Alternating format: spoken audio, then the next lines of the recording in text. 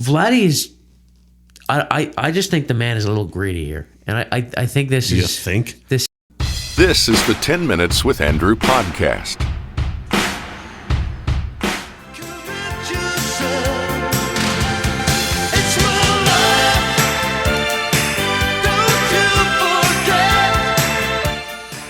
Welcome back to 10 Minutes with Andrew. I'm, of course, Andrew. I'm again joined by Mark Chancey. Welcome back to the show. that is Talk. It's My Life. What year do you think that's from? 84. Someone was on Wikipedia. I wasn't. I think I just saw it on the album cover. Okay, 1984, some 41 years ago. Yeah. It wasn't a huge hit in the U.S. No?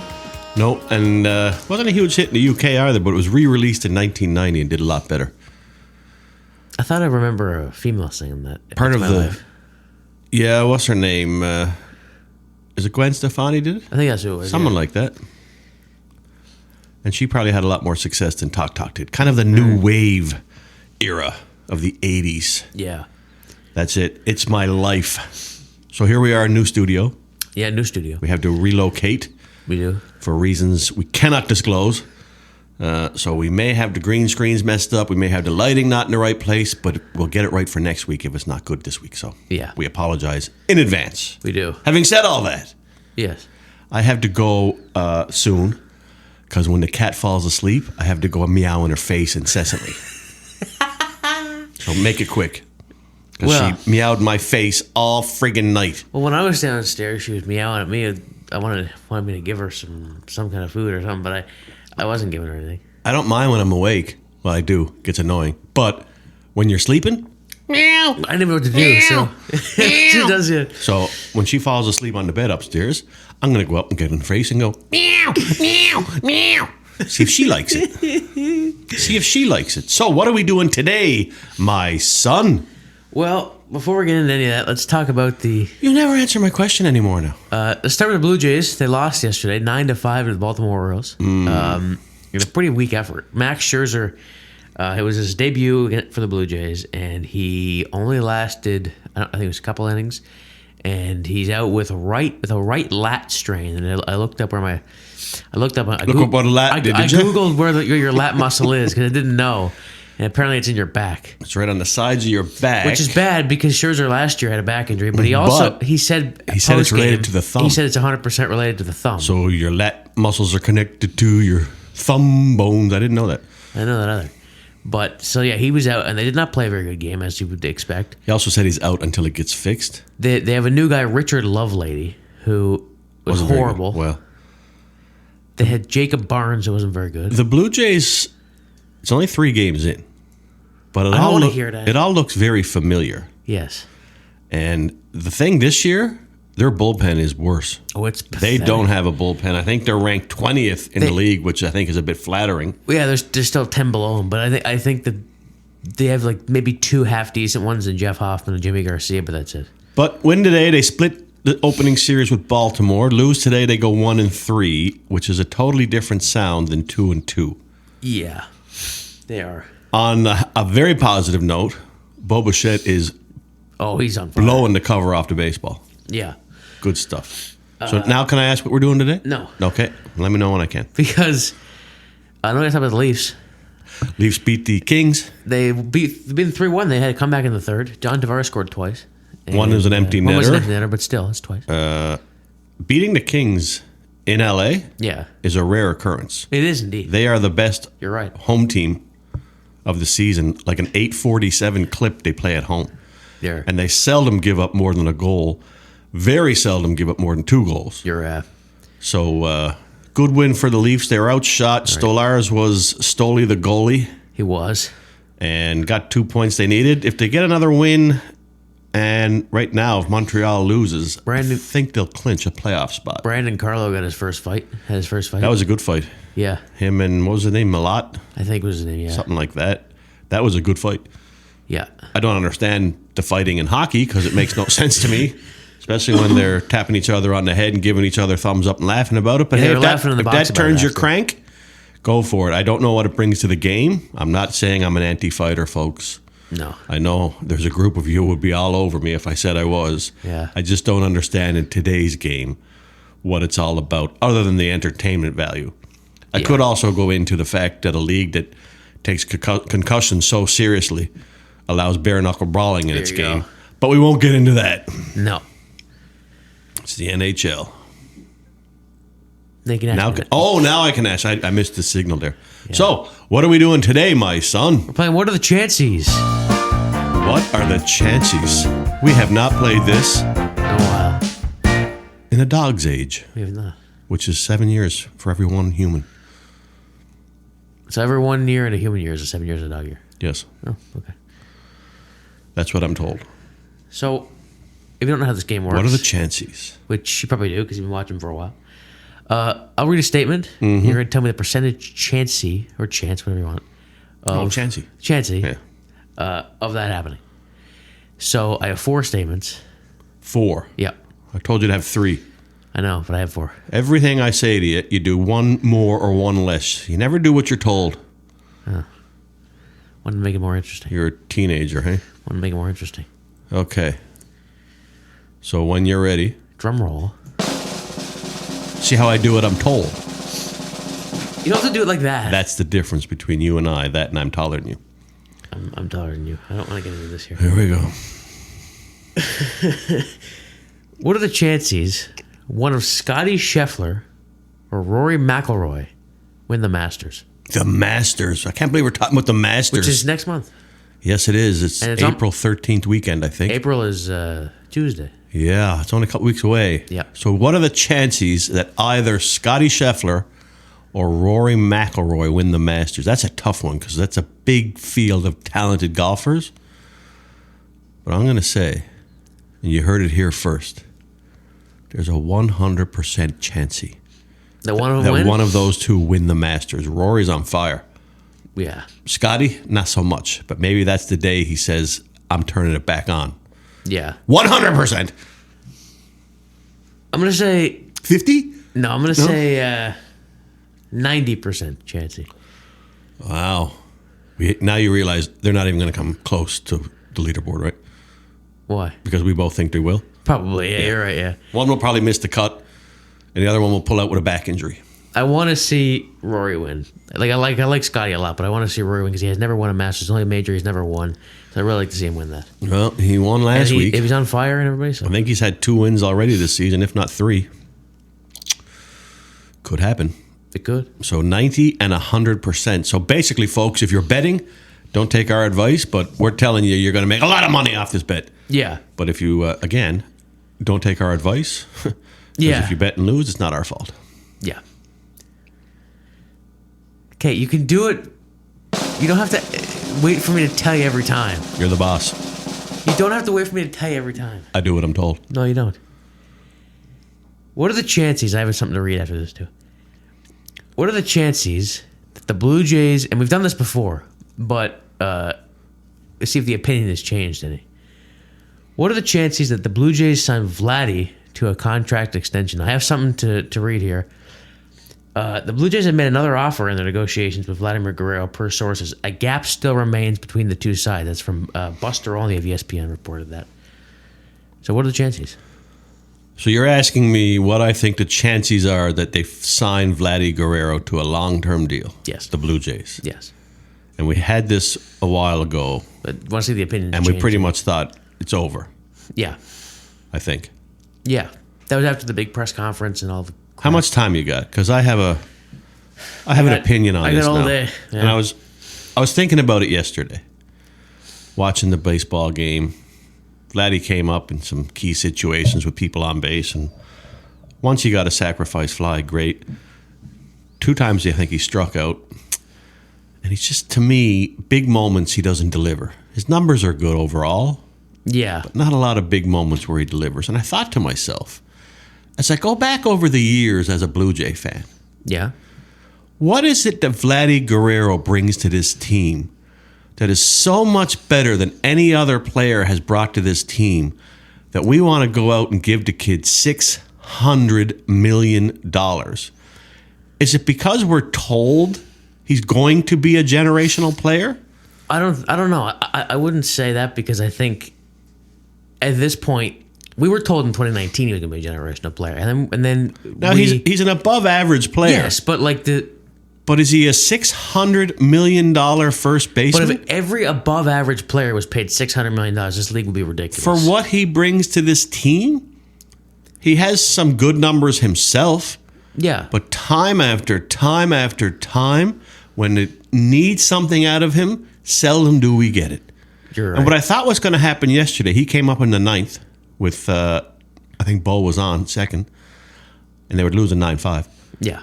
I thought he'd hit a home run and do his stupid little pimp celebration in a 9-7 loss. Yeah. That's the kind of stuff he does. I'd be embarrassed. I'd run the bases and go back in and say, not good enough, we lost. Yeah.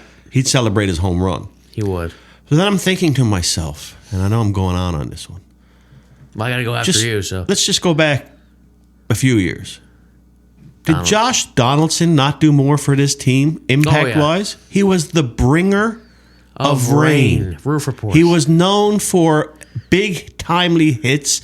You'll remember the run he scored against Baltimore in the playoffs. That was Texas, okay. Was it Texas? Yes. It was Texas, you're right.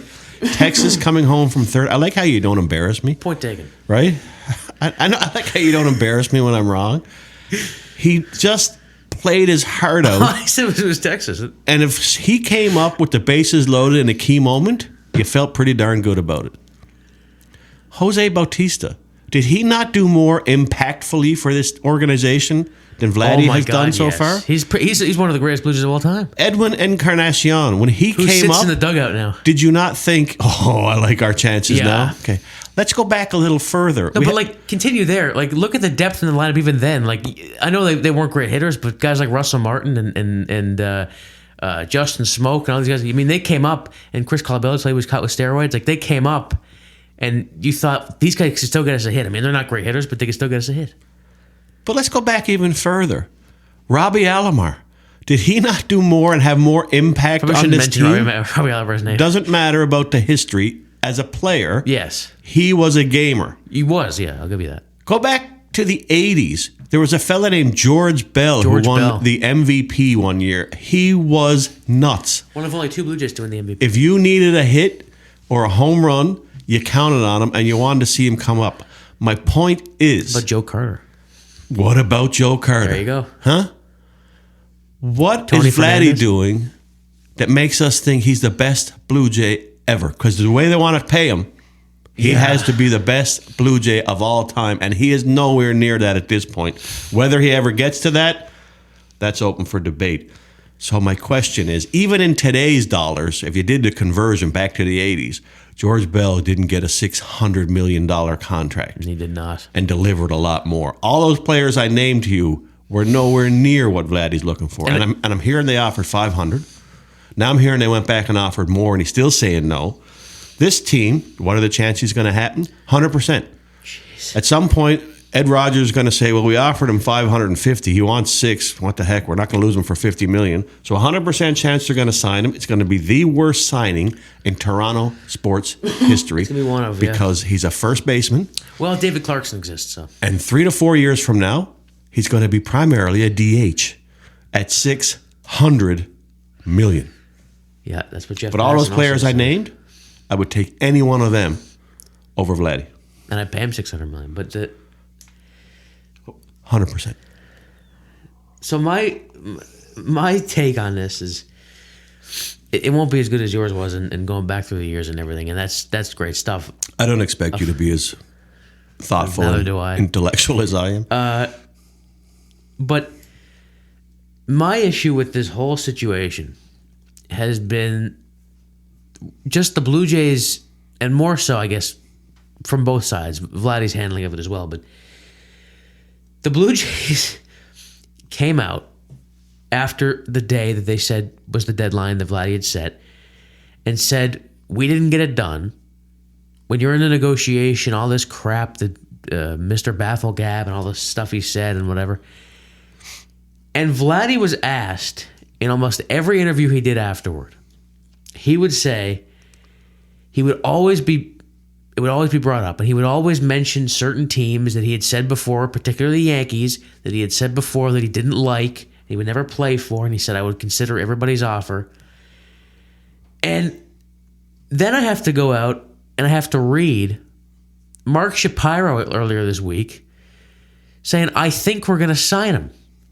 And all this. And it's just, that is a horrible thing to say from your standpoint. I know you think you're close, and you really don't think you're close because you said there's no such thing as close or not close. So for you to say you think you're going to sign him, if you don't sign him, now everyone's going to be like, what the hell are you talking about? The problem... Puts it back on Vladdy. The problem with this whole situation is a number of things. One, the Blue Jays, I think, at the time of that press conference, thought it was properly, like, they did it right. I mean, they didn't give him the money he wanted. He was probably worth too much or whatever. Vladdy is, I just think the man is a little greedy here. And I think this is... You think? This comes back on Vladdy. Because Vladdy has done nothing, and it's a lot of repeating what you said, but he's done nothing to prove he's going to get the $600 million.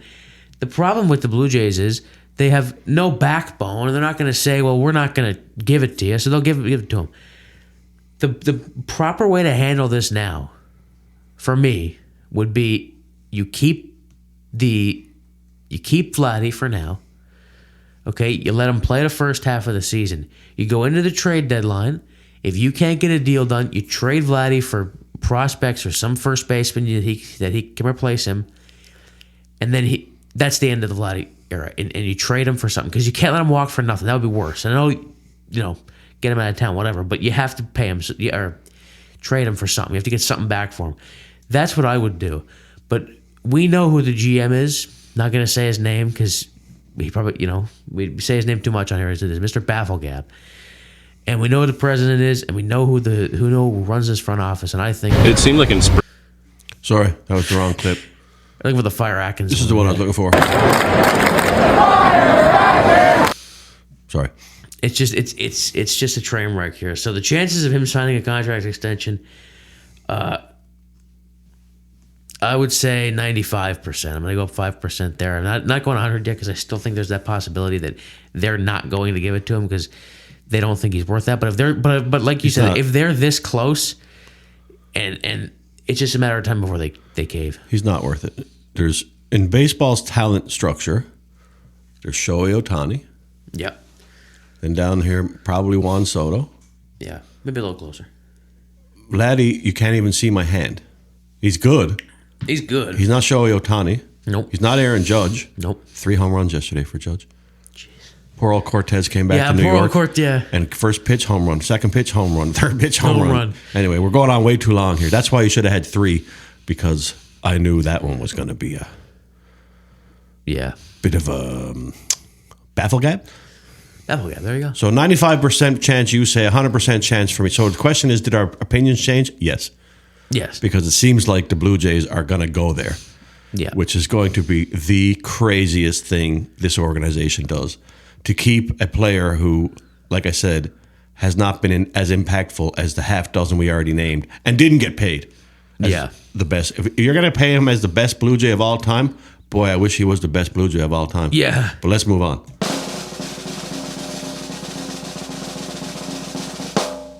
Steering contest. What are the chances the Montreal Canadiens make the playoffs? Ooh, I like how you brought Montreal into this Toronto podcast. Yeah. Ooh. Well, it's a pretty tight dog's breakfast in the East, I'll tell you right now. The Islanders are looking for one, too. Who snuck in? The Rangers have the spot right now, but every team has 2 games on the Rangers. I think Ottawa has. They have the first spot. Yeah. Rangers have the second spot, but Rangers have played 74, and I think the rest have played 72. So Columbus and Montreal are tied at 75 points, and there's a whack of them at 74 points. What are the chances that Montreal pulls it out? Sorry, Montreal fans. I don't think it's going to happen. I'm going to say 20% chance. Well, that's probably because you're biased against Montreal. No. I don't know. Someone has to get hot, and I thought the Islanders were on the way. They're fading. And then they were down 4 or 5-0 yesterday in the third and ended up losing 5-3. They tried, but where were you for the first 2 periods? I thought it might be the Islanders and old Patty Roy, but I'm going to say 20% chance. I'd like to see the Canadiens get in. It's good for hockey when the Canadian teams are in, especially the Canadiens, because they haven't been there for a while. Islander fans want Lou Lamoriello gone, so they're hoping they don't make the playoffs. But my heart wants Columbus to get in. Me too. Just for the old Johnny Gaudreau. I was about to say that, actually. Reasons, but they don't seem to be wanting to win the big games either. So yeah. Right now, if the Rangers just keep winning, they're in. But the Rangers aren't going to do anything anyway because the Rangers are a bad team. But at least they beat the Sharks. Yeah, that's right. Unlike one team I know that can't beat the Sharks twice. I'm not going to go off on Joseph Wool, but I don't like. No, we haven't got time. We're already up to 20 minutes. 20% chance for me. I'm going to say 80%. Wow. You're a Habs fan. You closet Habs fan over there. I think the Habs are going to do it. Because you like red, that's why. I think the Habs are going to pull it out. Closet Habs fan. I'm not a closet Habs fan, but I will tell you. Come out of the closet. They rebuilt sort of well, and I like what they're doing with their team, and I like their team. The players on their team anyway, and I think they're going in the right direction. They're going in the right direction. I question their goaltending. Yeah, I do too, and I think they're going to pull it out. I think they're going to overtake the Rangers. Well, you in a good mood today. I think Ottawa and Montreal are going to have the first two spots. We're going to have a lot of Canadian teams in this year. Well, if the Leafs win the Atlantic, they're not winning. And Ottawa gets the first spot, it'll be the Battle of Ontario in the first round. But the Leafs are going to win the Atlantic. It's going to be Florida winning the Atlantic. But okay. Well, Leafs are in first now by a point. Yeah, but Florida's Florida. You're so negative. Florida's Florida. Yeah, Toronto's Toronto. We're good till the playoffs start, eh? And the Blue Jays, we can't make the playoffs, so it doesn't matter. Oops. Final one. Yeah. We're almost into Monday. What are the chances the Leafs sign Sam Bennett this offseason? Why, is there a rumor that he might? Yeah, and he's a free agent. No, I'm going to say that's 0%, and not because he doesn't want to. Because it's Florida. Yeah. Yeah. Those fellas go to a good market and the weather's nice. You're not getting them to go back to Toronto and Montreal in the winter. Yeah. They don't want to give up the lifestyle. Yeah. And Florida I'd be shocked if, and I know you know every GM in the league. Who's Florida's GM? Bill Zito. Bill Zito is not letting Sam Bennett walk. Well, he's such an integral part of that team. Probably. I think. I'm going to say 0%. Well, I mean, Bill Zito might re-sign Brad Marchand. No, I don't see that either. I see Marchand going back to Toronto. Boston. I would love to see him in Toronto, but no. He might consider it, but I think it's hearts in Boston. Maybe he'll get a different feel for it now in Florida and say, maybe I'm not so tied to Boston. Yeah. It's going to be hard to get Sam Bennett out of the heat and the beautiful weather and the beaches and all the stuff they get to do 365 days a year that we can't do in Canada, but 100 days a year. Yeah. Yeah. I'm at 0. What are you? 100%. 100% he's going to be a Leaf. Wow. Are you ever wildly inconsistent? I'll tell you why.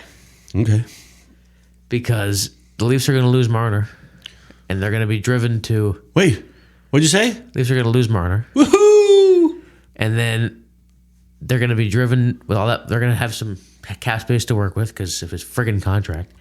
And then they're going to be driven to get somebody. They're going to get Sam Bennett. Okay. 100% chance Sam Bennett's going to be wearing a Leafs uniform next fall. What number is he going to be? What number? Yeah.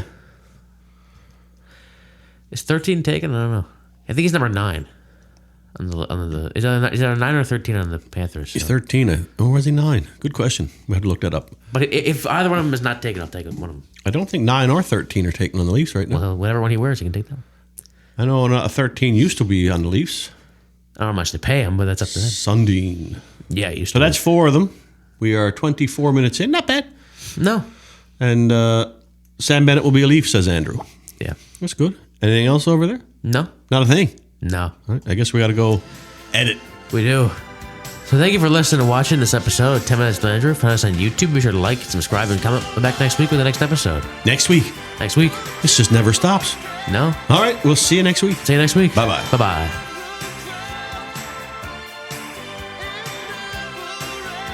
Thanks for watching. If you liked this video, be sure to hit the like and subscribe buttons and turn on notifications to be notified when we upload new content. You can also connect with us at andrewchansey.com.